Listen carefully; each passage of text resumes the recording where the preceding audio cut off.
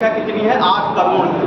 और 8 करोड़ जनसंख्या इतनी बड़ी है कि हमको जो है उसको संभाल नहीं पा रहे हैं। इस नाते हम बंगाल का विभाजन कर रहे हैं। मेन अंग्रेजों का जो कहना था यही था कि मतलब 8 करोड़ जनसंख्या को बंगाल को हम विभाजित नहीं कर पा रहे, मतलब बंगाल को संभाल नहीं पा रहे हैं, इस नाते बंगाल का विभाजन कर रहे हैं। उनका कहने का मतलब ये था। लेकिन जो मेन कारण क्या था? मेन कारण उसका ये था कि जो है जो कांग्रेस था उसको कमज़ोर करना, जो भारतीय कांग्रेस थी उसको कमज़ोर करना, जो राष्ट्रवाद जो उभर रहा था उस समय, राष्ट्रवाद को कमज़ोर करना। और तीसरा पॉइंट जो था भारत में जो हिंदू मुस्लिम एकता थी उसको खंडित करना, उसको समाप्त करना उनका मेन वो था। क्योंकि आप लोगों को बताया गया था कि 2 क्षेत्रों में बटा था बंगाल, जो है पश्चिमी बंगाल और पूर्वी बंगाल। पूर्वी बंगाल में आप लोगों को बताया गया कि मुस्लिम बाहुल क्षेत्र था और पश्चिम बंगाल जो था हिंदू बाहुल क्षेत्र था। और जो है तो इसको बांट करके कैसे मैप में हम बताते हैं, यहाँ पर एक बार रिविजन करा दे रहे हैं कल का।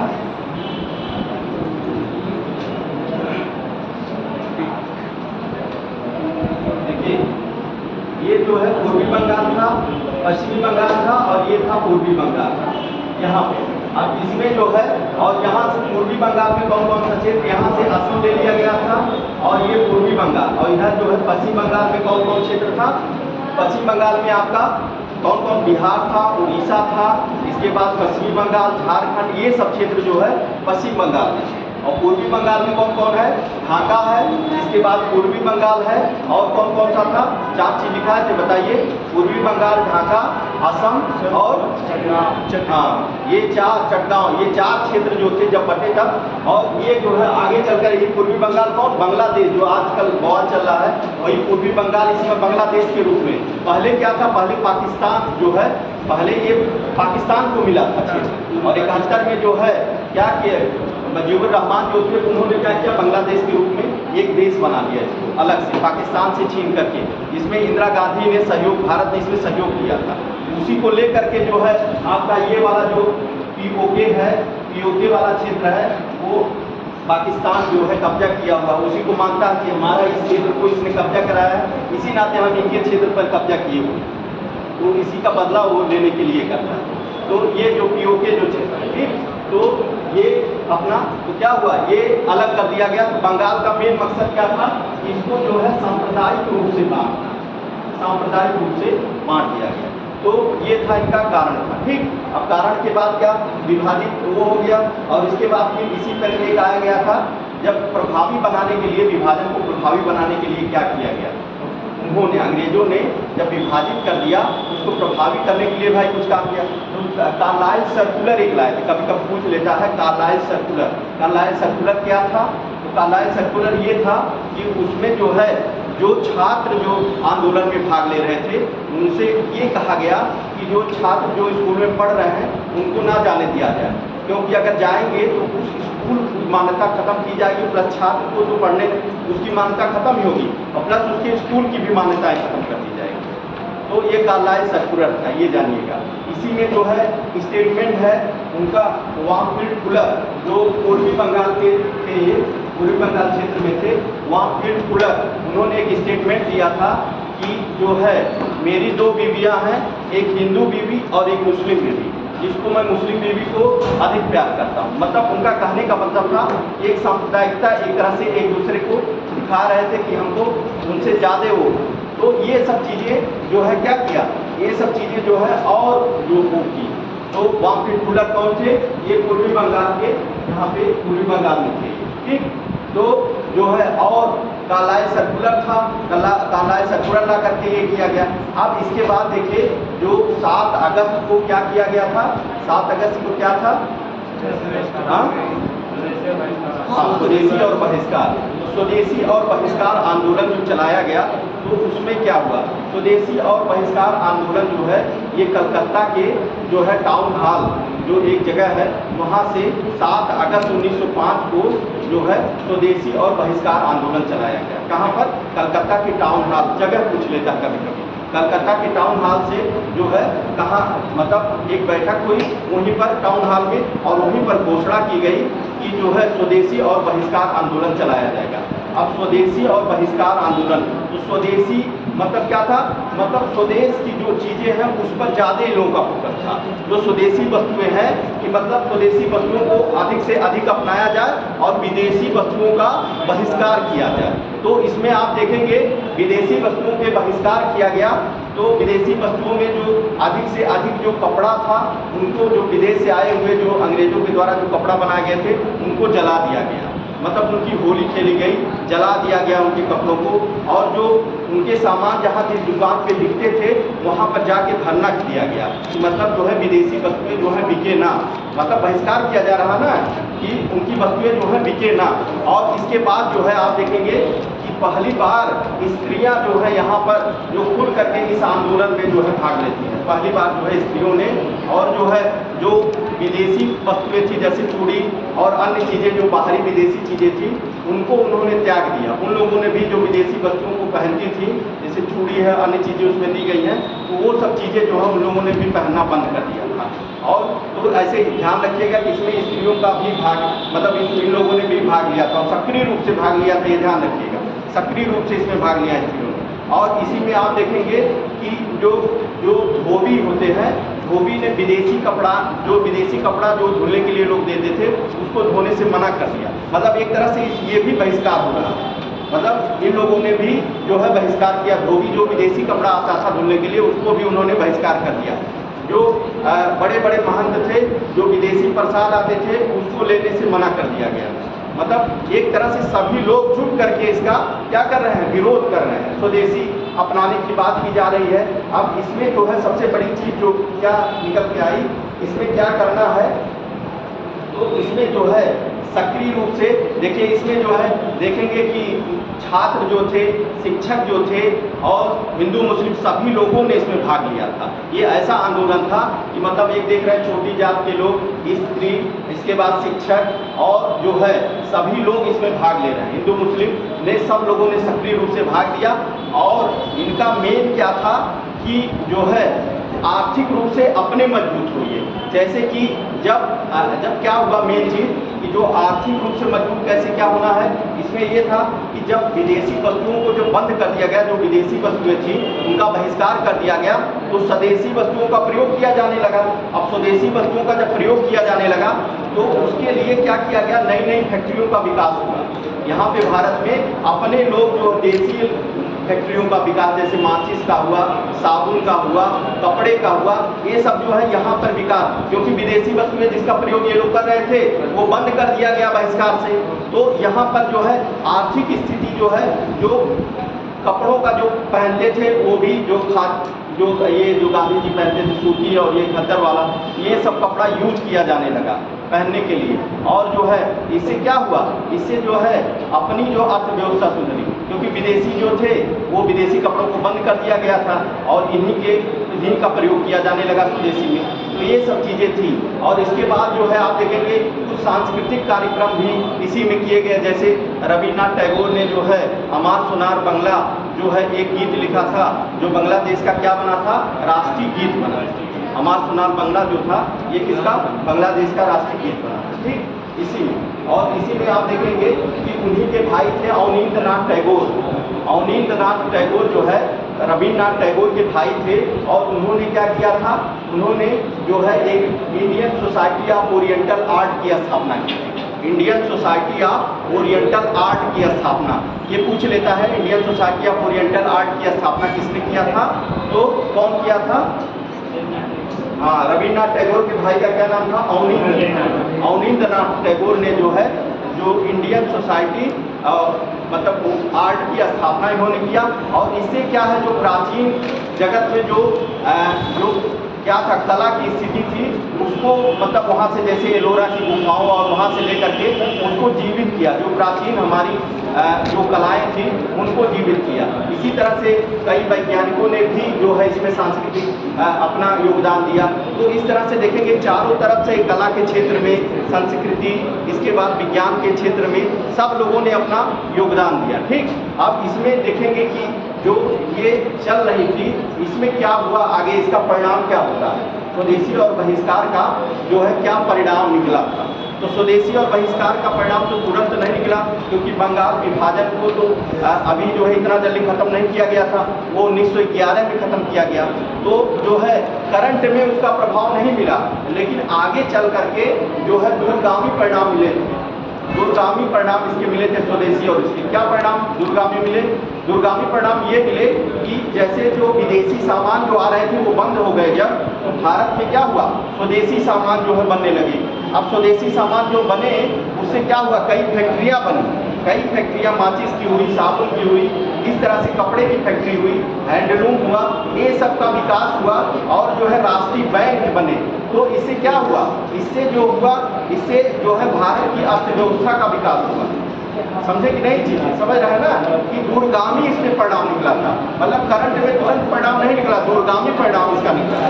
दूरगामी मतलब कि बाद में जो अर्थव्यवस्था को इनके मतलब वो जो भारत में जो भी सामान आ रहे थे जब रुक गए, तो भाई भारत से सामान का यूज किया जाएगा ना, भारत में सामान बनने लगे वो चीज़, अब उससे क्या होगा, भारत में उसका विकास होगा और भारतीय उद्योगों को क्या मिली, तब भारतीय उद्योगों को उससे मजबूती मिली, भारतीय जितने उद्योग थे उसको मजबूती मिली थी।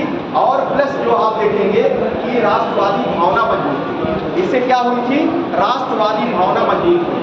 तो जो है इसे तो ये दो परिणाम निकल के सामने आए, ये समझ गए चीजें, दो चीजें जो है दो परिणाम निकल के सामने आए इसमें। पहला कि भारतीय उद्योगों को क्या हुआ, मजबूती मिली थी, और दूसरा जो है जो हमारा जो राष्ट्रवाद की भावना थी वो मजबूत हुई इससे। ठीक, अब इसके बाद फिर आप देखेंगे कि ब्रिटिश सरकार में 1906 में अरुंडले कमीशन एक आता है, इसी में जो है आप देखेंगे अरुंडले कमेटी का निर्माण किया जाता है। अरुंडले कमेटी क्यों आई थी, IAS में क्वेश्चन पूछा गया है, अरुंडले कमेटी किस लिए गठित की गई? तो 1906 में अरुंडले कमेटी एक है, अरुंडेल कमेटी नाम है उसका, अरुंडेल कमेटी, वह 1906 में गठित की गई थी। और वह अरुंडेल कमेटी किस लिए गठित की गई थी, ये IAS में पूछा गया क्वेश्चन है, राजनैतिक सुधारों की समीक्षा के लिए। जो राजनैतिक सुधार हो रहे थे उस समय, राजनैतिक सुधारों की समीक्षा के लिए अरुंडेल कमेटी का गठन किया गया। और यह अरुंडेल कमेटी जो थी, यह जो है जो इस कमेटी ने किया, क्या किया था इस कमेटी ने? इस कमेटी ने जब बंगाल विभाजन को रद्द करने की बात की, तो ये भी क्वेश्चन पूछ सकता है कि कौन सी ऐसी कमेटी थी जिसने जो है क्या किया था, बंगाल विभाजन को रद्द करने की बात की।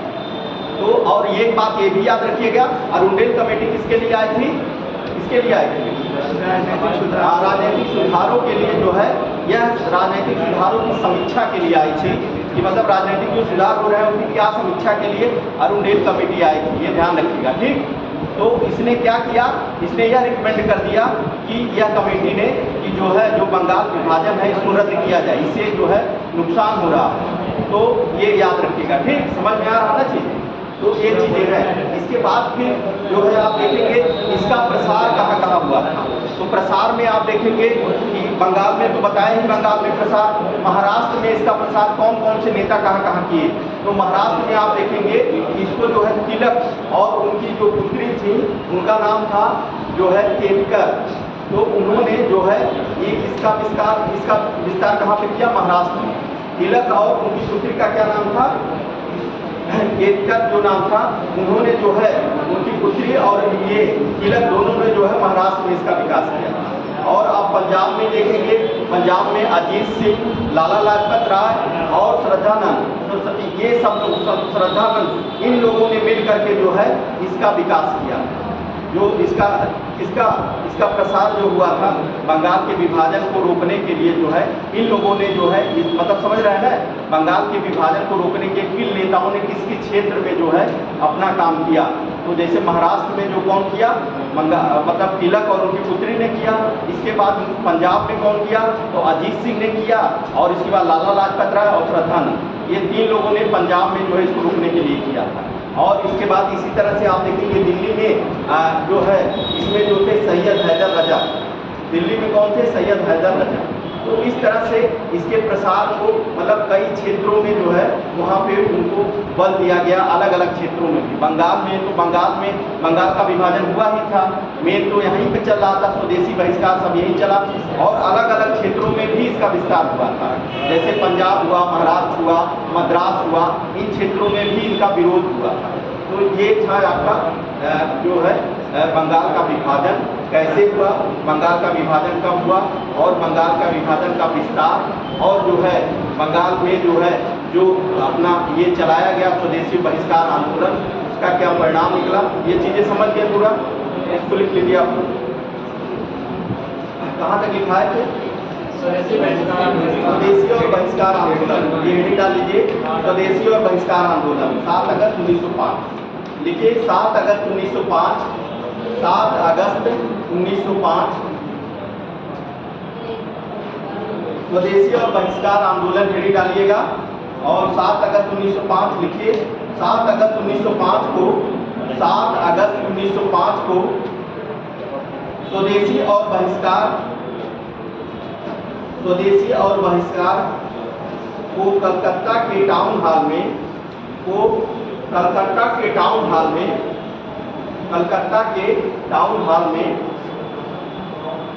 एक ऐतिहासिक बैठक में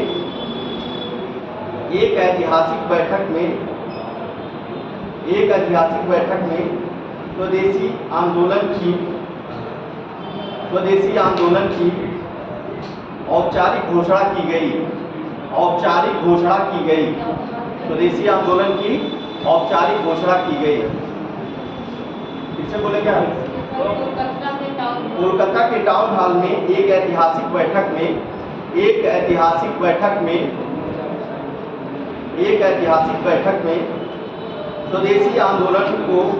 स्वदेशी आंदोलन की औपचारिक घोषणा की गई। देखिए इसके तत्पश्चात पूरे बंगाल में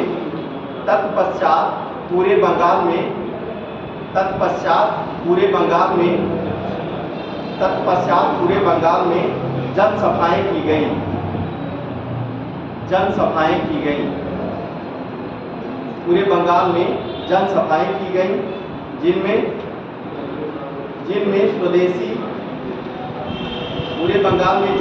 की गई, जिनमें स्वदेशी अर्थात भारतीय वस्तुओं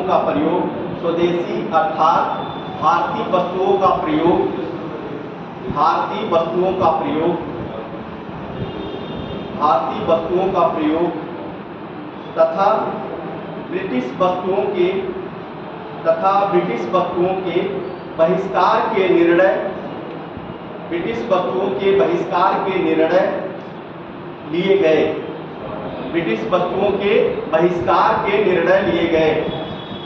वस्तुओं के बहिष्कार के निर्णय लिए गए। अनेक जगहों पर, फिर लिखिए अनेक जगहों पर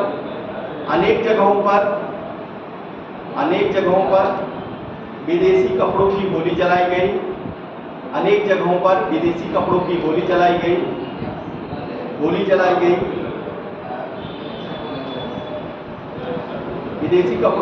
जलाई गई। विदेशी कपड़े बेचने वाली दुकानों पर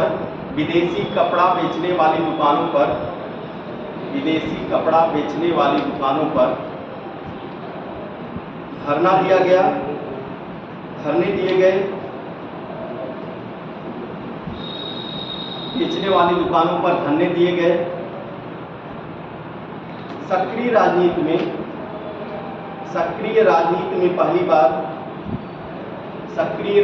में पहली बार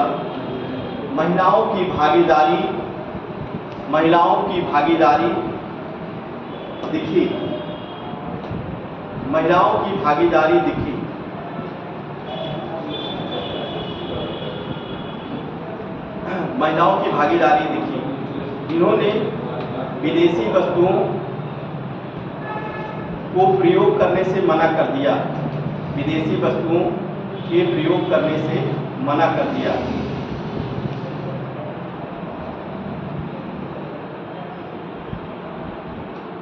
विदेशी वस्तुओं के प्रयोग करने से मना कर दिया। धोबियों, लिखिए इसके अगला पॉइंट लिखिए, धोबियों ने धोबियों ने विदेशी कपड़े धोने से मना कर दिए, विदेशी कपड़े धोने से मना कर दिए, विदेशी कपड़े धोने से मना कर दिए। महंतों ने विदेशी प्रसाद चढ़ाना बंद कर दिया, महंतों ने विदेशी प्रसाद चढ़ाना बंद कर दिया, विदेशी प्रसाद चढ़ाना बंद कर दिया।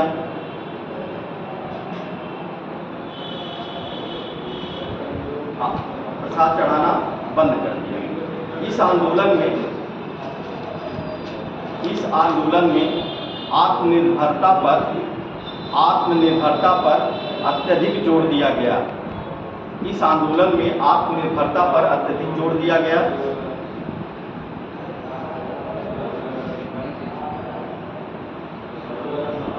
आत्मनिर्भरता पर अत्यधिक जोर दिया गया। जैसे आर्थिक क्षेत्र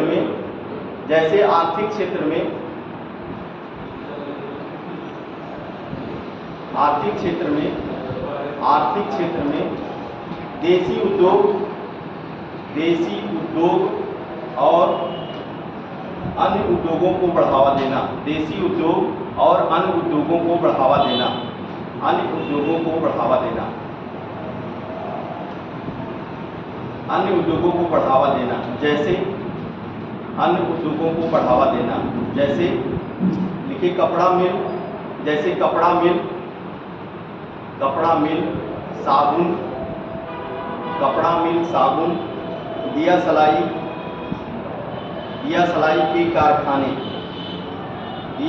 के कारखाने लगाए गए।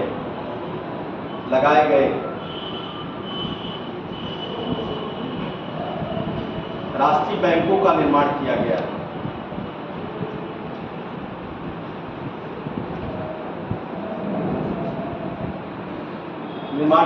सभी लोगों ने ब्रिटिश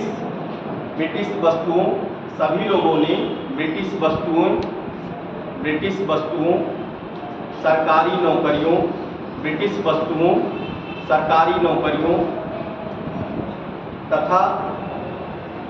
सरकारी नौकरियों तथा शिक्षण संस्थाओं, सभी लोगों ने ब्रिटिश वस्तुओं, सरकारी नौकरियों और शिक्षण संस्थाओं इत्यादि का बहिष्कार किया।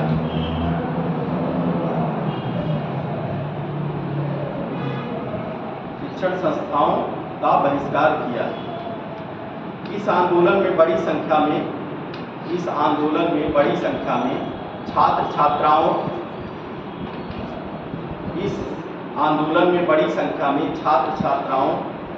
हिंदू और मुसलमानों ने भाग लिया। हिंदू मुसलमानों ने भाग लिया। अब सांस्कृतिक क्षेत्र में देखिए क्या किए हैं, हेडिंग डाल लीजिए उसी में। सांस्कृतिक क्षेत्र में पहले देखिए रविन्द्रनाथ टैगोर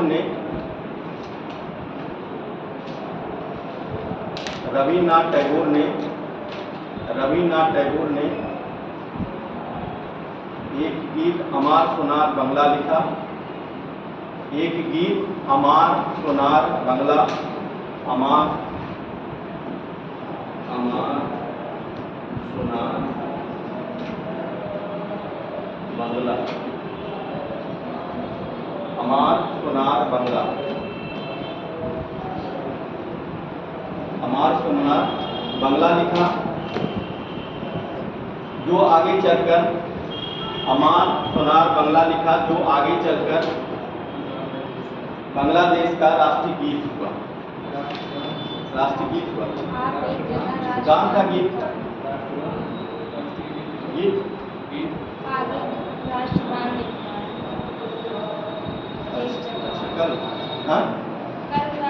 लिखा है। अच्छा, राष्ट्रगान हाँ ठीक है, आगे लिखिए। फिर जो है हाँ ठीक है, फिर राष्ट्र गीत था, राष्ट्रगान था, लिख लीजिए उसको। इसके बाद फिर लिखिए कि जो है कला के क्षेत्र में कला के क्षेत्र में रविन्द्रनाथ टैगोर के भाई अवनींद्रनाथ टैगोर, कला के क्षेत्र में रविन्द्रनाथ टैगोर के भाई अवनींद्रनाथ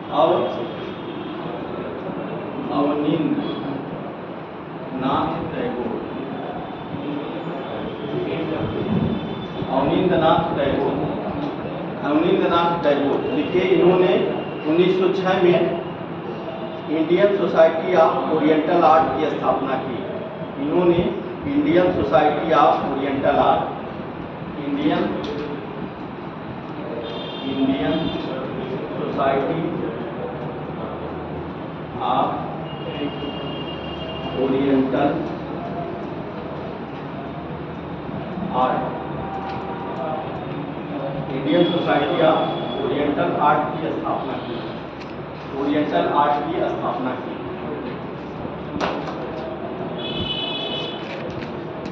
इन्होंने प्राचीन कला को संरक्षण किया।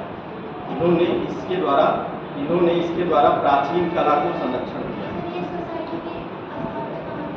हाँ, ये कहाँ पर है? ये वही बंगाल में, बंगाल जगह पर्टिकुलर नहीं आता है। हाँ, किस सन में इसको? इसी 5 में जब हो रहा सम्मेलन तभी तो हो रहा है। 1905 की ये सब घटनाएं हैं।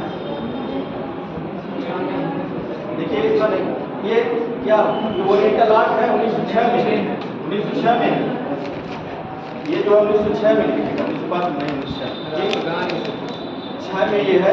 6 में किए हैं Indian society of oriental art, और इसकी स्थापना जो ने किया है। अब इसके बाद फिर हम देखेंगे स्वदेशी बहिष्कार आंदोलन का क्या प्रभाव पड़ा। हाँ, इन्होंने प्राचीन कला को संरक्षण और विकास, मतलब प्राचीन कला का लिखिए, प्राचीन कला का संरक्षण और विकास, प्राचीन कला का संरक्षण और विकास, प्राचीन कला का संरक्षण और विकास, संरक्षण और विकास किया। फिर हेडिंग डाल लीजिए स्वदेशी और बहिष्कार आंदोलन का प्रभाव, स्वदेशी और बहिष्कार आंदोलन का प्रभाव।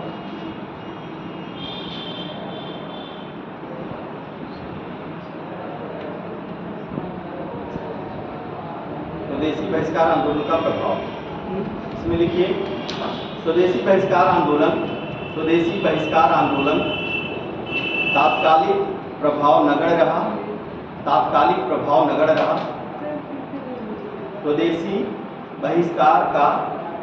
बहिष्कार आंदोलन का तात्कालिक प्रभाव नगण्य रहा, तात्कालिक प्रभाव नगण्य रहा, क्योंकि बंगाल विभाजन तत्काल में रद्द नहीं किया गया, क्योंकि बंगाल विभाजन जो है तत्काल रद्द नहीं किया गया, तत्काल रद्द नहीं किया गया, तत्काल रद्द नहीं किया गया। इसका दीर्घकालिक प्रभाव जबरदस्त था, इसका दीर्घकालीन प्रभाव जबरदस्त था। दीर्घकालीन प्रभाव क्या था? जबरदस्त था। इसमें लिखिए क्या था? भारतीय उद्योग को मजबूती मिली थी, इसमें भारतीय उद्योग को मजबूती मिली थी, भारतीय उद्योग को मजबूती मिली थी और राष्ट्रवादी भावना मजबूत हुई, राष्ट्रवादी भावना मजबूत हुई।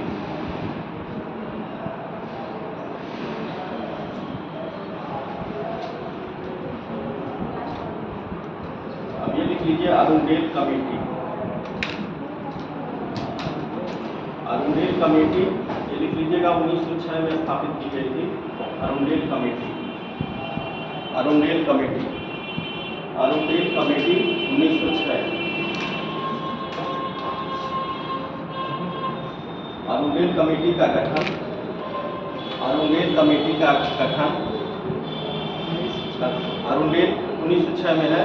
अरुणडेल कमेटी का गठन राजनैतिक सुधारों की समीक्षा के लिए किया गया, राजनैतिक सुधारों की समीक्षा के लिए किया गया, राजनैतिक सुधारों की समीक्षा के लिए किया गया। अरुणडेल कमेटी का गठन, यही आईएएस में क्वेश्चन सीधे पूछा था कि मतलब अरुणडेल कमेटी का गठन क्यों किया गया था। तो राजनीतिक समीक्षा के लिए यही आंसर देना था, राजनीतिक समीक्षा के लिए किया गया था। और इस कमेटी ने बंगाल विभाजन को रद्द करने का सुझाव दिया था,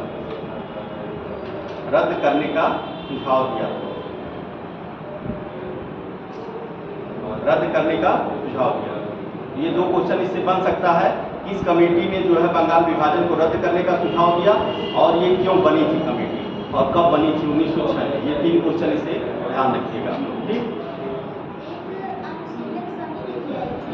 हाँ, अनुशीलन समिति, ये अब इसमें इधर तो नहीं अनुशीलन समिति। हाँ, और पहले थी अनुशीलन समिति। हाँ, अनुशीलन समिति पहले, लेकिन अभी याद नहीं है, अभी समय याद नहीं है। देखिए अभी क्या होता है ना कि एक दिमाग क्या है, एक फ्रेम में चलता है, तो जब पढ़ाते हैं तो उसी फ्रेम में चलता है। अब पीछे जाएंगे सोचेंगे इस समय वो करेक्ट एकदम याद नहीं आ रहा। हम कल बता देंगे उसको, अनुशीलन समिति ना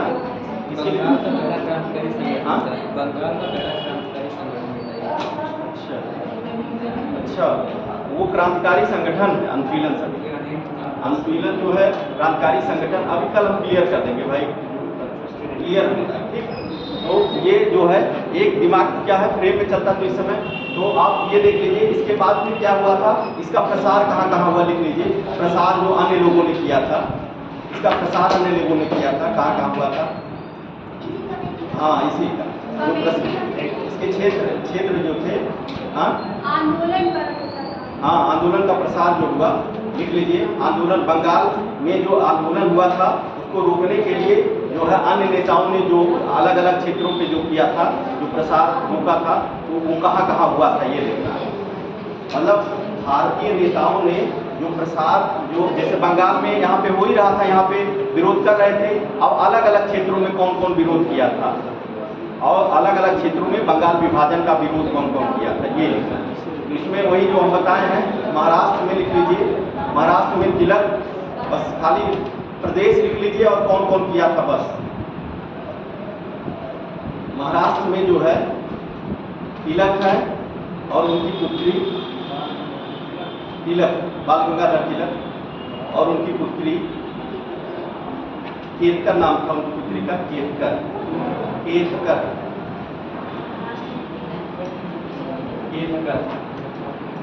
ये लोग महाराष्ट्र में जो है इसका विरोध किए थे। और इसके बाद जब आप आएंगे पंजाब में लिख लीजिए, पंजाब में अजीत सिंह, लाला लाजपत राय, अजीत सिंह, लाला लाजपत राय और स्वामी श्रद्धानंद।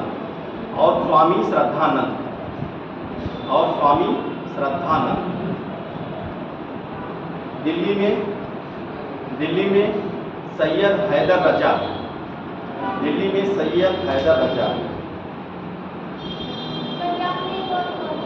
पंजाब में थे स्वामी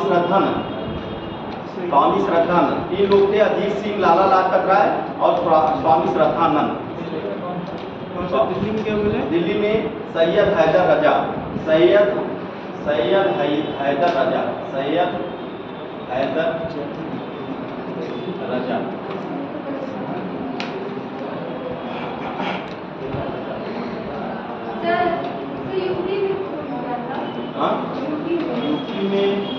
यूपी में तो इसका बहुत वो नहीं है, नाम कहीं नहीं आया है, कोई रहा होगा लेकिन मतलब विशेष नहीं है। जो क्वेश्चन जो पूछा गया है ये इन्हीं लोगों में पूछा गया था। जो यूपी में ये सब जगह इसका विद्रोह चला, स्वदेशी और बहिष्कार हर जगह चला हुआ था, लेकिन अब वहाँ पर्टिकुलर उसका नाम नहीं कह दिया। अगर कहीं तो किताब में दिया जरूर होगा, ऐसी बात नहीं है, लेकिन क्वेश्चन नहीं पूछा, ठीक। अब इसके बाद फिर देख लीजिए, यहाँ मद्रास में देख लीजिए, मद्रास में आनंद चार्लू,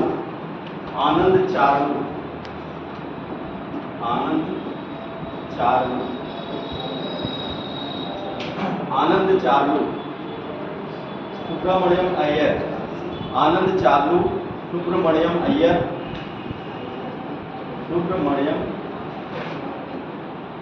मड़े अय्यर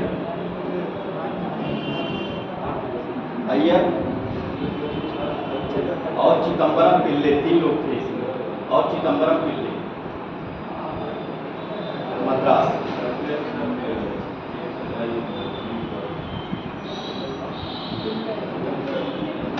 अब देखिए जो चिदम्बरम पिल्ले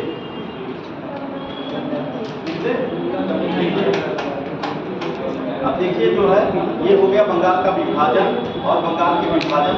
अब इसी में अभी जो है और अभी अंत जो है बंगाल विभाजन का कब होता है 1911 में। तो अभी समय है नहीं, इसके पहले जो चीजें हुई हैं उसको बता दें। हाँ, बंगाल विभाजन को 1911 में दिल्ली दरबार लगा था, दिल्ली दरबार लगा था, उसी में जो है इसको रद्द किया जाता है। 11 में हुआ था ना, दिल्ली में दरबार लगा था। कौन आया था? पंचम और मेरी रानी आई थी, दरबार लगा था। और हार्डिंग के समय में जो है पंचम ने कहा, मतलब कि जो है इन्होंने पंचम के कहने से हार्डिंग ने जो है बंगाल विभाजन को रद्द कर दिया, बंगाल विभाजन को रद्द कर दिया था। और जो है इसी में देखेंगे कि पहली बार जो है जो कलकत्ता से 1912 में दिल्ली राजधानी घोषित की जाती है, पहली बार जो स्थापित की जा रही है दिल्ली राजधानी, जो पहली बार दिल्ली कलकत्ता से यहीं पर जो है 1911 जो दिल्ली दरबार लगा था, जब ये खत्म किया गया बंगाल विभाजन को, तो उसी समय दिल्ली दरबार जो मतलब दिल्ली राजधानी घोषित की जा रही है 1912 में। ये ध्यान रखिएगा, पूछता है कि कब दिल्ली को राजधानी बनाया गया था 1912 में। और जो जब इसी समय जो है बिहार और उड़ीसा को भी अलग कर दिया गया था और असम को अलग राज्य बना दिया गया था। इसी 11-12 के समय में ही ये सब काम किए गए थे। उस समय जब उसको जो है बंगाल विभाजन को रद्द किया गया, तो ये ध्यान रखिएगा। और इसी में जो है आप देखेंगे हार्डिंग पे बम भी मारा गया। जब ये दिल्ली राजधानी बनाई जा रही थी, तो हार्डिंग जो है दिल्ली में चांदनी चौक पर जब वो जा रहे थे, तो चांदनी चौक पर जो है बम मार दिया जाता है, जिसे दिल्ली खड़ेल के नाम से जाना जाता है। उसको दिल्ली खड़ेल के नाम से जाना जाएगा। वो क्रांतिकारी आंदोलन जब पढ़ाएंगे आपको तब बताएंगे उसे क्या है दिल्ली खड़ेल की। ये 3-4 चीज़ें हैं इसमें जो है आपको पढ़ना है, ठीक। तो ये चीज़ें हैं, दिल्ली खड़ेल के नाम से उसे जाना जाता है। जो है जब उसको बम मारा गया था वहीं पर बच गए थे, लेकिन जो है 4 लोगों को उसमें फांसी भी दी गई थी। तो ये सब चीज़ें हैं। तो हम इसके बाद जो जब पढ़ेंगे, इसके बाद हम पढ़ेंगे मुस्लिम लीग की स्थापना, ठीक। 1907 में जो है कब होता है 1906 में जो है मुस्लिम लीग की स्थापना। मतलब एकदम एक उससे चलेंगे सीक्वेंस से। देखिए कब हो रहा है 1905 में बंगाल विभाजन हुआ, 1906 में क्या होगा 1906 में हो रहा है मुस्लिम लीग की स्थापना। 1906 में मुस्लिम लीग की स्थापना होगी। और इसके बाद फिर जो देखेंगे 11 में दिल्ली जो है दिल्ली दरबार, और उसके बाद फिर देखेंगे कब होगा लखनऊ में सम्मेलन जो है 16 में सम्मेलन होगा। ऐसे मतलब सीक्वेंस से एकदम चलना। 1909 की घटना भी हम लोग इसी के बाद इस साल के बाद 6 के बाद 9 की घटना देखेंगे, जो जिसमें जो है 1909 का अधिनियम माल्य मिंटो अधिनियम आया। उसमें जो है सांप्रदायिकता के लिए जो क्या किया गया था बताइए, क्या इम्पोर्टेंट 1909 में दिया गया था। 1909 के अधिनियम में क्या महत्वपूर्ण चीज़ें थी बताइए, एक महत्वपूर्ण चीज़ें बताइए जो सांप्रदायिकता को दिया गया था।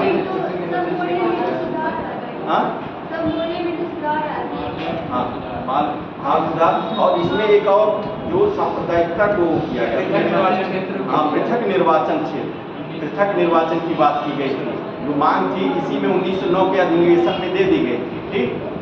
तो जो है अब अगला जो मुस्लिम लीग की स्थापना,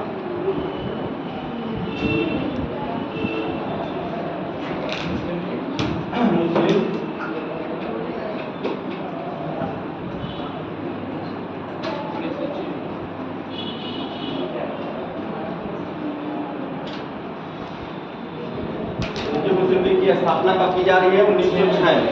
1906 में जो है मुस्लिम लीग की स्थापना की गई। और कैसे क्या हुआ इसमें आप देखेंगे कि आगा खां के नेतृत्व में एक शिष्टमंडल जो होता है वो कहाँ पर जाता है, मिंटो से मिलने के लिए जाता है। आगा खां के नेतृत्व में एक शिष्टमंडल जो है वो मिलने के लिए जाता है। कहाँ पर मिलने के लिए जाता है, हाँ तो शिमला में मिलने के लिए जाता है। और वहाँ पर जो है इन लोगों में बैठक होती है। तब जो है मिंटो ने क्या कहा, मिंटो ने कहा था कि जो है आप जैसे आपको विरोध करना है तो पहले आप एक पार्टी की स्थापना पहले करिए। उन्होंने कहा कि भाई अपनी चीज़ों को उन्होंने मांग रखी, तो उन्होंने कहा कि पहले आप जाइए एक पार्टी की स्थापना करिए, एक पार्टी की स्थापना करिए और उसके बाद फिर जो है और सब चीज़ें होंगी। तो वो लोग आते हैं और उसके बाद एक पार्टी की स्थापना होती है, जिसका नाम किया दिया जाता है मुस्लिम लीग। मुस्लिम लीग की स्थापना 1906 में हुई और इसमें जो है कब हुई, कहाँ पर हुई थी? शिमला, ढाका, ढाका में हुई थी। और इसमें जो है इसमें देखिए जो संस्थापक हैं ये बहुत थोड़ा सा कंफ्यूजन रहता है, ये ध्यान दीजिएगा। इसमें सलीमुल्लाह खां, आगा खां, वकारन मुल्क हैं और इसी में मोहसिन मुल्क, ये सब लोग हैं। तो इसी में जो जब ऑप्शन में दे देता है कभी जो है सलीमुल्लाह खां, जो मेन जो संस्थापक हो सलीमुल्लाह खां, जो सलीमुल्लाह, अगर सलीमुल्लाह खां ऑप्शन में नहीं है तब आगा खां आपको लगाना है, ठीक। तो इसकी स्थापना देखिए, स्थापना कब हो रही है? 1906 में ढाका में हो रही है। और जो है इसके संस्थापकों में से कौन कौन थे?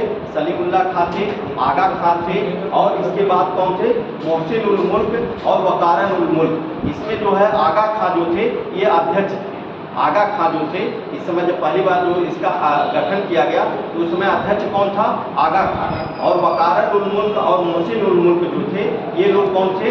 ये लोग जो थे संयुक्त मतलब सचिव थे। ये संयुक्त सचिव दोनों लोग मिल करके सचिव बनाए गए थे और अध्यक्ष कौन थे? आगा खां अध्यक्ष बनाए गए थे और सलीमुल्लाह खां जो है संस्थापक। तो संस्थापक में से कभी कभी पूछ लेता है ऑप्शन में, अगर सलीमुल्लाह खां आगा खां है तो आपको सलीमुल्लाह खां को ऑप्शन में लगाना है, ये ध्यान रखिएगा। सलीमुल्लाह खां आगा खां अगर दोनों नहीं है तब क्या लगाना है? तब आपको लगाना है मोहसिन उल मुल्क को लगाना है। तो ये तीनों मतलब संस्थापक में आ जाते हैं। लेकिन अगर ऑप्शन में इस तरह से दिया है, अगर सलीमुल्लाह खां पहले पे है ये है तो कोई दिक्कतें नहीं है, आपको सोचना ही नहीं है। मतलब इसमें जो है वो करना है कि पहले नंबर पे कौन है? पहले नंबर कौन है? सलीमुल्लाह। तो सलीमुल्लाह खां जो है मेन संस्थापक थे, लिख लें यहीं पर बता देते हैं।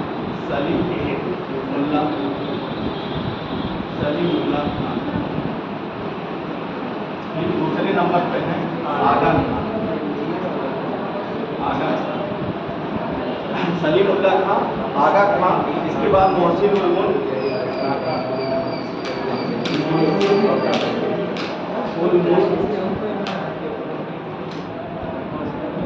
और वकारन उल मुल्क।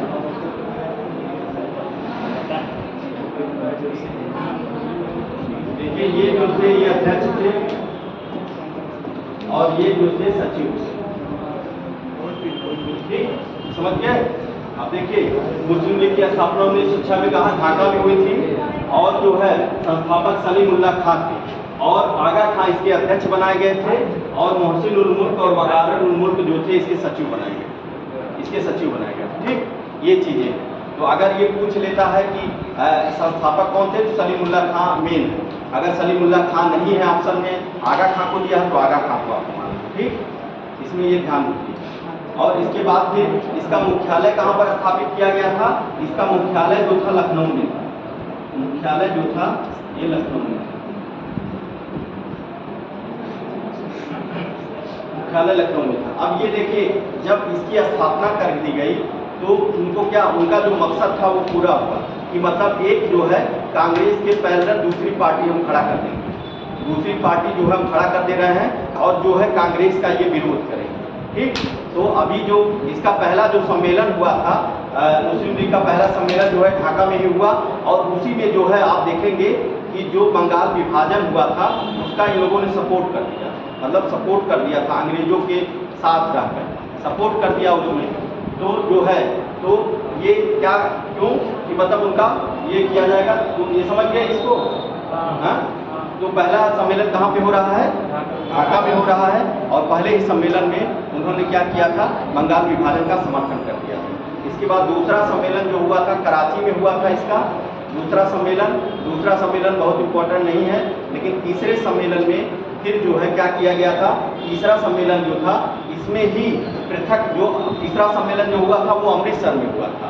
इसका मुस्लिम लीग का तीसरा सम्मेलन जो है अमृतसर में हुआ, जिसमें पहली बार पृथक निर्वाचन की मांग यहीं पर की गई, यहीं पर जो है मुस्लिम लीग के तीसरे सम्मेलन में जो अमृतसर में हुआ था, इसमें जो है पृथक निर्वाचन की बात की गई। पृथक निर्वाचन जो बात की गई थी, पृथक निर्वाचन मंडल लेने के लिए, वो यहीं पर इन्होंने मांग की अपने अधिवेशन से। मतलब उन्होंने क्या कहा था, जो मिंटो ने कहा था कि आप पहले एक जो है एक कमेटी बनाइए, एक पार्टी बनाइए, तब जाकर के अपनी मांगों को रखिए। ऐसे आपकी पार्टी आप मांगों को कोई नहीं मानेगा। तब इन लोगों ने वहाँ पर जब गए थे शिमला में, तब ये लोग आकर के एक पार्टी की स्थापना किए। और जो है ये स्थापना कब हो रही है, ढाका में हो रही है। कहाँ पर, 1906 में। और इसके अध्यक्ष जो हुए सलीमुल्लाह खान, जो मतलब स्थापना किए थे। और पहले अध्यक्ष थे आगा खान, और महासचिव जो थे मोहसिन वकार मुल, और जो है मुख्यालय इसका लखनऊ में स्थापित किया गया। ठीक, यहाँ तक। अब इसका फिर सम्मेलन जो हो रहा है, पहला ढाका में हुआ, दूसरा सम्मेलन कहाँ पे हुआ था, कराची में हुआ। ठीक, और तीसरा सम्मेलन जो हो रहा है अमृतसर में हो रहा है। पहले सम्मेलन में हमको याद रखना है कि वो मुस्लिम लीग ने किसका सपोर्ट कर दिया था, बंगाल विभाजन जो था, बंगाल विभाजन का उन्होंने सपोर्ट कर दिया था। और तीसरे जो सम्मेलन अमृतसर में हुआ था, उस सम्मेलन में इन्होंने कहा कि जो है हमको जो है क्या किया जाए, हमको जो है पृथक निर्वाचन मंडल दिया जाए। पृथक निर्वाचन मंडल आप लोग समझ रहे हैं, पृथक निर्वाचन मंडल जो होता है, जो जैसे मुस्लिम जात वही लड़ रहे हैं और उन्हीं को वोट देना, तो एक तरह से अलग चीजें हो रही हैं। ठीक, तो यही जो ये पृथक निर्वाचन, यही आगे चल के क्या हुआ, विभाजन का बहुत बड़ा कारण बनी। यही जो है पृथक निर्वाचन की आगे चल के क्या हुआ था, बहुत बड़ा कारण बनी थी ये। और इसके बाद फिर आप देखेंगे मुस्लिम लीग का जो उद्देश्य क्या था, वो उद्देश्य यही था कि जो है मुसलमानों, अंग्रेजों के प्रति जो है मुसलमानों की निष्ठा को बढ़ाना। मतलब अंग्रेजों के प्रति जो है मुसलमानों की निष्ठा को मतलब बढ़ाना, मतलब कि अंग्रेजों के लिए जो है मुसलमानों की प्रतिष्ठा को बढ़ाना। और इसके बाद जो था राजनीतिक अधिकारों की इनकी रक्षा करना। इनके जो राजनीतिक अधिकार थे, इन्होंने कहा कि हमारे राजनीतिक अधिकारों की रक्षा की जाए। तो ये था मुस्लिम लीग। ठीक है, समझ में आ गया मुस्लिम लीग पूरा कब हुआ, कहाँ हुआ, बताइए। मुस्लिम लीग, हाँ, तो वही जो स्थापना, जैसे जब ये लोग ये इकट्ठा हुए लोग और गए कहाँ पर, शिमला में गए और मांग किया, उन्होंने अपनी मांगों को रखा कि हमको ये मांगे चाहिए। तो उन्होंने क्या कहा कि भाई आप एक पार्टी बना लीजिए। पार्टी बनाकर जैसे आप ऐसे जाएंगे तो नहीं। कांग्रेस की स्थापना जब हुई तो देखिए वो भी पार्टी बनी, और उसके बाद जब मांग को धीरे धीरे ये बहुत बड़ी पार्टी हो गई। तो आप किसी चीज़ को अगर मांग रखते हैं, वो करते हैं, अगर एक पार्टी के रूप में, संगठन के रूप में करते हैं, तो उससे क्या होगा, संगठन रूप से करने से इससे ये होगा कि आप एकजुट हैं। भाई मुस्लिम लीग जब बनी तो पूरा मुस्लिम समाज उनके साथ है ना, तो भाई किसी चीज़ को वो मांगेंगे तो क्या होगा, मिलेगा उनको। ये तो तुष्टिकरण की नीति थी। अंग्रेज जो है देखिए बंगाल को विभाजित कर दिए, वो खाली बस तुष्टिकरण की, हमारे जो हिंदू भाई हैं, मुस्लिम भाई, उनको बांटना चाह रहे थे। उनका मेन मकसद यही था और कुछ नहीं था। उनका मकसद यही था कि पूर्वी बंगाल में जो है, पूर्वी बंगाल में मुस्लिम अधिक हैं और पश्चिम बंगाल में हिंदू ज़्यादा हैं, इनको अलग अलग बांट दिया जाए। जब अलग देश हो जाएगा, अलग लोग अपने ही इकट्ठा हो जाएंगे तो क्या करेंगे, तो जो है वो अपनी, जब अलग हो गए तो मांग रखी है भाई कि हमारे लिए कुछ किया जाए, हम अलग हैं, तो वो चले गए वहाँ। अब उनके लिए पार्टी की स्थापना, अब पार्टी की स्थापना वहीं देख रहे हैं, कांग्रेस के सामने एक पार्टी की स्थापना की जा रही है और सीधे सीधे जो है विरोध हो रहा है खुल के। वहीं पर जो है बंगाल का विभाजन जो हुआ, भाई बंगाल का विभाजन सबके लिए दिक्कत थी ना भाई। राष्ट्रवाद, जो सारा राष्ट्रवाद, मतलब मेन राष्ट्रवाद की जगह यही थी बंगाल विभाजन, उसको तोड़ के खत्म कर दिया गया और भाइयों को बांट दिया गया। और फिर अब एक पार्टी की स्थापना, और इसके बाद पार्टी की स्थापना के बाद जो है देखिए कैसे कैसे कर रहे हैं। इसके बाद जो है पृथक निर्वाचन की बात कर दिया। पृथक निर्वाचन मतलब कि अपने ही लड़ना है, अपने ही लोग वोट देंगे, तो इससे भी वो लोग अलग हो गए सीधे सीधे। मतलब सभी लोग इस तरह से नहीं चाह रहे थे, लेकिन कुछ लोग उसी में चाह रहे थे। तो ये चीज़ें जो हुई थी, ये उनका जो था कि धीरे धीरे जो है कैसे, मतलब एक तरह से तोड़ रहे हैं, एक तरह से सांप्रदायिकता की ओर ले जा रहे हैं, मतलब अलग कर रहे हैं। यही कारण आगे चल करके बनेगा, विभाजन का कारण बनेगा। विभाजन का जब भाई कोई अलग से लड़ेगा, अलग से चुनेगा, तो विभाजन का धीरे धीरे, अब धीरे धीरे क्या होगा, देखिए क्या हुआ, आधा तोड़े, पार्टी स्थापित कर दिए, पार्टी मांग की, पार्टी के बाद फिर जो है उनके लड़ने के लिए अपने ही क्षेत्र, अपने ही, वो एकदम से अलग हो गए। अब वो क्या समझने लगे अपना अलग। अब धीरे धीरे उनके मन में आया कि भाई पार्टी अपना क्षेत्र हो गया, अपनी पार्टी हो गई, अब अलग देश भी होना चाहिए। धीरे धीरे वो अपना उनका मकसद यही था अंग्रेजों का कि किसी तरह से इनको बांटा जाए, बांटो और राज करो की नीति मिंटो की जो थी एकदम से, जो मिंटो की पूरी नीति थी, कर्जन ने कुछ किया और आगे आकर के मिंटो ने पूरा कर दिया। शिमला में बैठाया उसने बढ़िया से, जानते हैं कि वहाँ जो राजधानी, ठंडक में राजधानी वहाँ स्थापित कर लेते थे।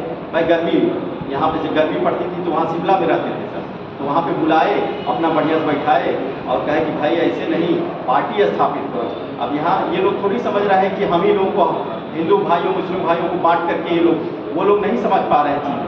उन लोगों को बाद में अभी 1919 में जब आप देखेंगे कि 1919 में जब तुर्की वाला जो मामला होगा, जब खलीफा का मामला होगा, जब विश्व युद्ध चल रहा है, विश्व युद्ध जब प्रथम विश्व युद्ध में जब तुर्की को जो है मतलब हरा करके जो वहाँ के खलीफा को हटा दिया जाता है, तब लगता है कि पूरे विश्व में जो है मुस्लिम जो है विरोध में आ जाते हैं। और धीरे धीरे यहीं पर खिलाफत आंदोलन यहाँ भारत में चलेगा। खिलाफत आंदोलन उसी को लेकर के, जो खलीफा को, वहाँ के तुर्की के खलीफा को हटा दिया गया था, तो यहाँ पे क्या किया गया कि यहाँ भारतीयों ने प्रथम विश्व युद्ध में सपोर्ट किया लोगों का, क्योंकि ये लोग भारतीय चाह रहे थे कि भाई हम प्रथम विश्व युद्ध में सपोर्ट करेंगे तो हमको क्या है, जीतने के बाद ये लोग हमको स्वतंत्र कर देंगे। लेकिन ऐसा हुआ नहीं, बीच में ऐसा हुआ नहीं। और ये फिर भारतीयों ने, जो मुस्लिम भारतीय और लोग थे, तो कहा भाई तुर्की को आप वहाँ पर वो मत छोड़िएगा जो उनके खलीफा हैं। तो क्या हुआ कि तुर्की को भी हरा कर खलीफा को भी हटा दिए। अब खलीफा को जब हटा दिए, पूरे विश्व में इसका विद्रोह हुआ। तो यहाँ पर जो है, यहाँ पर भी आंदोलन चलाया गया। इसमें देखेंगे गांधी जी भी साथ में आ जाते हैं। गांधी जी का तो मेन वो था कि भाई हिंदू और मुस्लिम साथ में चलें। उनका मेन, वहाँ पे जिन्ना ने विरोध भी किया कि ये धार्मिक मामला है, आप क्यों जा रहे हैं, आप उसमें मत जाइए। लेकिन गांधी जी का मेन वो था कि भाई जब तक संगठन नहीं, एक साथ नहीं लोग रहेंगे, तब तक देश नहीं चल पाएगा आगे। और उनका यही था। अंग्रेजों का क्या मानना, अंग्रेजों को तोड़ना था। वो चाह रहे थे कि हम किसी तरह से इनको अलग रखें, बांटे और राज करो वाली नीति थी उनकी। ठीक समझ गए? तो इस नाते पार्टी की स्थापना की गई। ठीक, अब इसको लिख लीजिए, मुस्लिम लीग को लिखिए। मुस्लिम लीग, मुस्लिम लीग हेडिंग डालिए, मुस्लिम लीग 1906 लिखिए। अंग्रेज सरकार ने भारतीय मुसलमानों को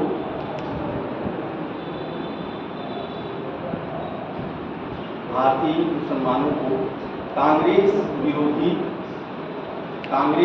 विरोधी किसी संस्था को बनाने के लिए प्रेरित किया।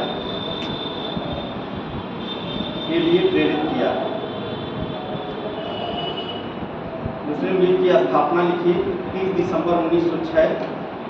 दिसंबर 1906 ढाका। 30 दिसंबर 1906 ढाका में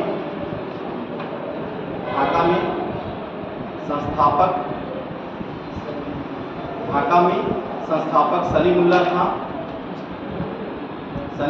खां, फिर आगा खां, लिखे हैं सलीमुल्लाह खां, आगा खां, वकार मोहसिन उल मुल्क, वकार उल मुल्क, इसमें लिख लीजिएगा। आगा खां को अध्यक्ष लिख लीजिएगा। आगा खां पहले सम्मेलन के अध्यक्ष थे। और मोहसिन उल मुल्क और वकार उल मुल्क जो है सचिव। ठीक, सचिव। मुख्यालय लखनऊ। मुस्लिम लीग का मुख्यालय जो स्थापित किया गया था वो कहाँ पर था? लखनऊ।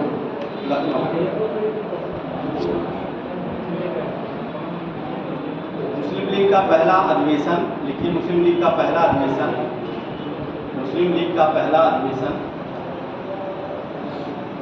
दिसंबर 1906 में ढाका में हुआ था। जिसके अध्यक्ष जो है आगा खां। इसके अध्यक्ष आगा खां। पहला अधिवेशन 1906 में ढाका में, जिसके अध्यक्ष आगा खां थे। इस सम्मेलन में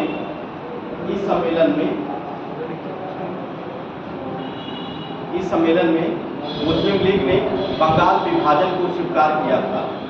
इस सम्मेलन में मुस्लिम लीग ने बंगाल विभाजन को स्वीकार किया था। अगला वार्षिक अधिवेशन कराची में हुआ 1907 में। अगला वार्षिक अधिवेशन कराची में 1907 में। क्वेश्चन पूछा है कि दूसरा अगला वार्षिक अधिवेशन कब हुआ है, टीसीएस में पूछा हुआ क्वेश्चन। कराची में हुआ था, पहला ढाका, दूसरा कराची और तीसरा अमृतसर।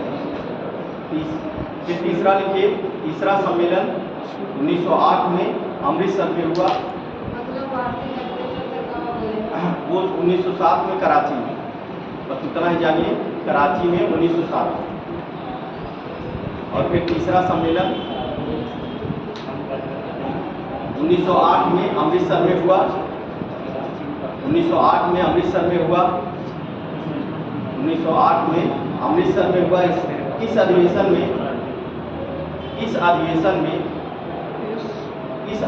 में देखिए, मुसलमानों के लिए पृथक निर्वाचन मंडल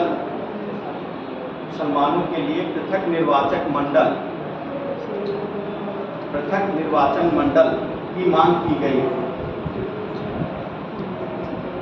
पृथक निर्वाचक मंडल की मांग की गई। ये इंपॉर्टेंट है, ये पूछ लेगा कभी कि किस सम्मेलन में मांग की गई। ठीक, अब उनका उद्देश्य क्या था, 2 पॉइंट में लिख लीजिए।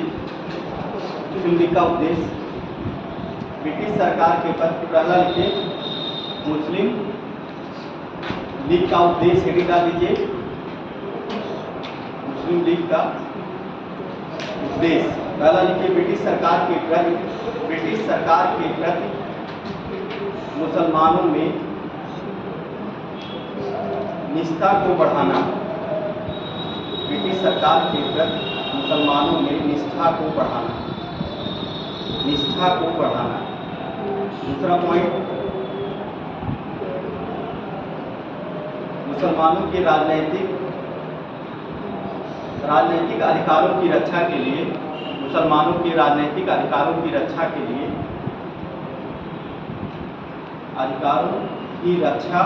और उनका राजनीतिक अधिकारों की रक्षा और उनका विस्तार। ऐसे और उनका विस्तार।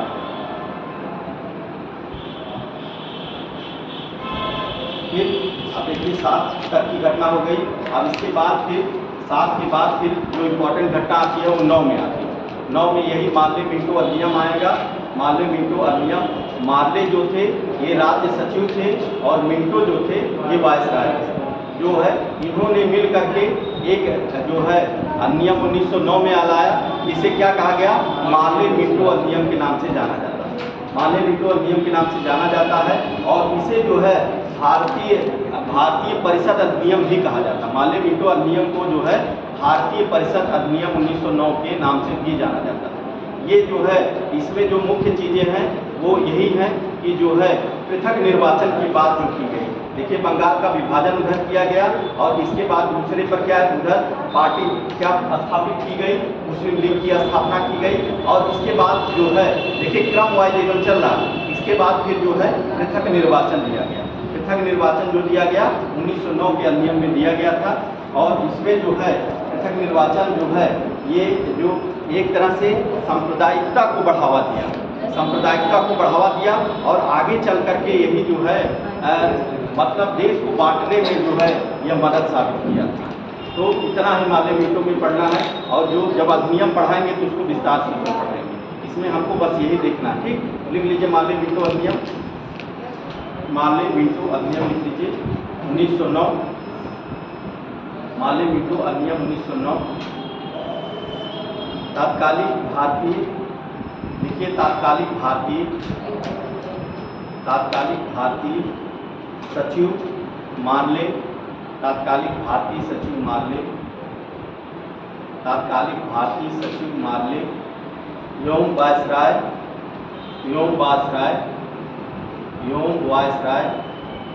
लॉर्ड मिंटो, व्योम वायसराय लॉर्ड मिंटो ने भारतीय परिषद अधिनियम 1909 पारित किया। भारतीय परिषद अधिनियम 1909 पारित किया। भारतीय परिषद अधिनियम 1909 पारित किया, जिसे माले मिंटो सुधार के नाम से भी जाना जाता है। जिसे माले मिंटो सुधार के नाम से भी जाना जाता है। माले मिंटो सुधार के नाम से भी जाना जाता है।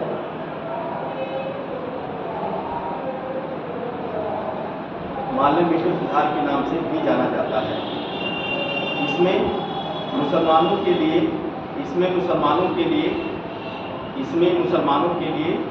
पृथक निर्वाचन मंडल की व्यवस्था की गई।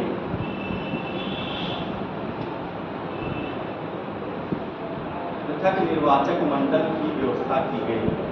इसमें जो है पृथक निर्वाचक मंडल की व्यवस्था की गई।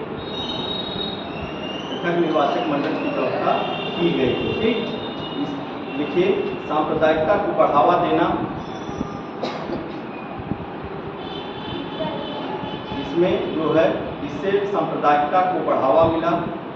सांप्रदायिकता को बढ़ावा मिला और अंग्रेजों की यह नीति कालांतर में भारत के विभाजन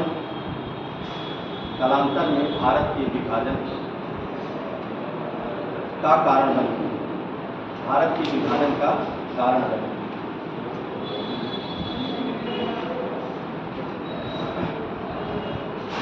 भारत के विभाजन का कारण बनी। अब इसके बाद देखिए ये घटना हो गई 1909। अब 1909 के बाद फिर हम आएंगे 1911 दिल्ली दरबार। दिल्ली दरबार में क्या होगा, इसी में जो है आपका जो है बंगाल विभाजन को रद्द किया जाएगा। दिल्ली दरबार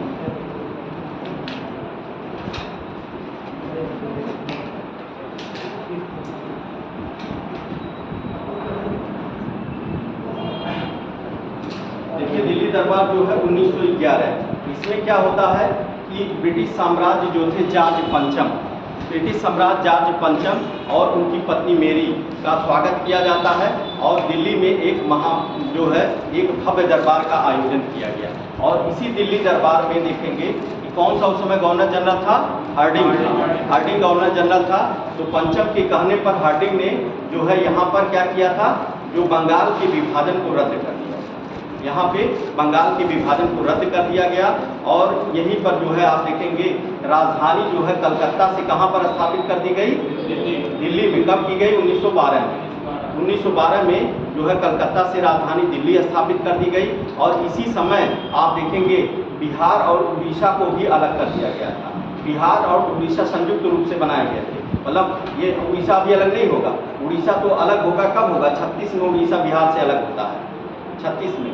लेकिन बिहार और उड़ीसा को अलग कर दिया गया और इसके बाद जो है आप देखेंगे असम को एक अलग से राज्य बना दिया गया। तो ये सब 12 में ही घटनाएं हुई और जो है तो ये और दिल्ली को जो है राजधानी बना दिया गया और बंगाल विभाजन को रद्द कर दिया गया। ठीक है, अब इसी में आप देखेंगे कि क्या हुआ था कि हार्डिंग को बम भी लगा था, मतलब चलाया गया था इसी में। इसे क्या कहा गया था, हाँ, दिल्ली षड्यंत्र के नाम से भी जाना जाता है। क्योंकि उसमें जब दिल्ली को जब राजधानी बनाई गई थी, राजधानी जब बनाई गई तो उसी समय जो है जो ये चांदनी चौक एक स्थान है, उसी पर वो हार्डिंग जा रहे थे तो उसी समय जो है बम फेंका गया था और जो है ये बच गए थे। जिसमें जो है कई लोग उसमें थे, जैसे रासबिहारी घोष जो थे वो मेन थे, रासबिहारी घोष जो थे वो मेन थे और उसमें कई लोग थे, बसंत लाल थे और बिहारी थे और फिर जो है बाल मुकुंद, मतलब कई लोग थे उसमें जो है। तो उसमें जो मास्टर दा के नाम से वो भी थे। तो कई लोगों ने जो है मतलब पूरा मतलब एकदम बनाए हुए थे कि किस तरह से मार देंगे लेकिन बच जाते हैं। उनका ये था कि हार्डिंग को किसी तरह से हम मार लेंगे, लेकिन वो बच जाते हैं और इसमें 3-4 लोगों को फांसी दी जाती है। ठीक, और तो ये था दिल्ली दरबार। ठीक, 1911 में जो है दिल्ली दरबार कौन कौन आता है, पंचम और मेरी वहाँ से दिल्ली से वहाँ से आते हैं ब्रिटेन से और यहाँ पे भव्य दरबार लगता है। और यहाँ पे क्या किया जाता है, किसको रद्द किया जाता है, बंगाल विभाजन को रद्द किया जाता है और राजधानी को जो है परिवर्तित कर दिया जाता है।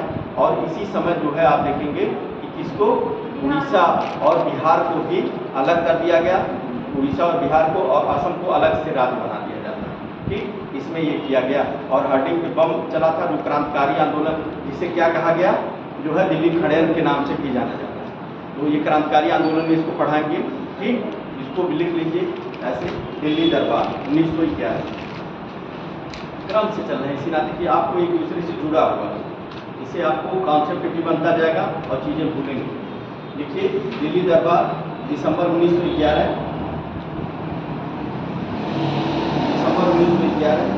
ब्रिटिश साम्राज्य जॉर्ज पंचम, ब्रिटिश साम्राज्य जॉर्ज पंचम और महारानी मैरी,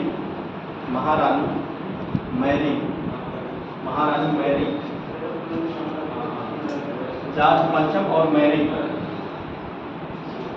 का स्वागत दिल्ली में किया गया,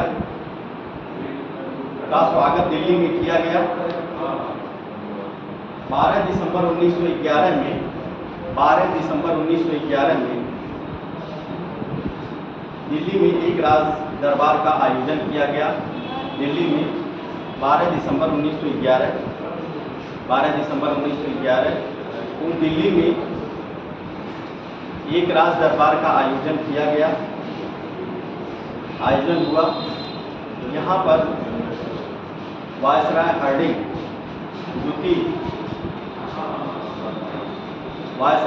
द्वितीय ने सम्राट की तरफ से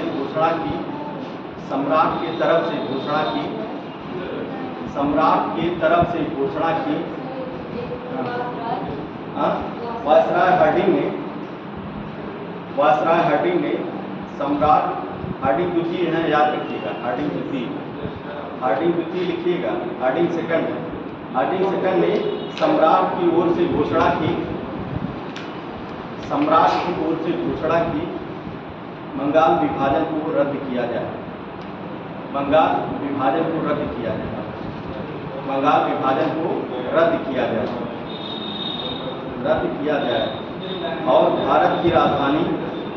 और भारत की राजधानी कलकत्ता से दिल्ली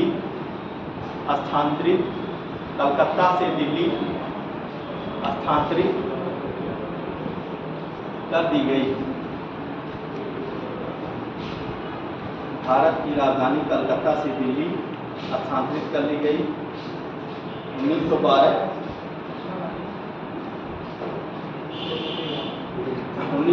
में, मतलब ये किया गया था, सन याद रखिएगा। 1912 में आपकी राजधानी कहाँ से कर दी गई, कलकत्ता से दिल्ली स्थानांतरित की गई। ठीक, और इसी में अगर लिख लीजिए कि जो है बंगाल, उड़ीसा और बिहार को भी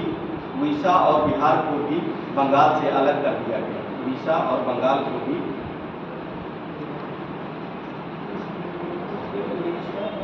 और बिहार को भी बंगाल से अलग कर दिया गया,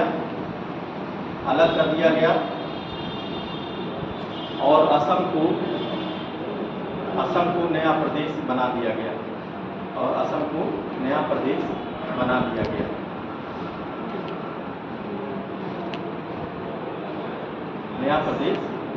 गया, ठीक,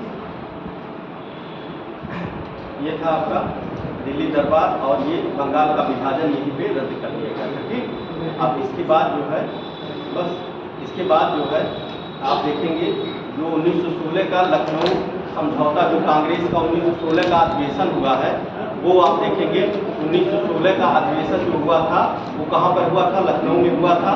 और उसके कब हुआ था, 1916 में। इसके अध्यक्ष कौन थे, अंबिका चरण मजूमदार।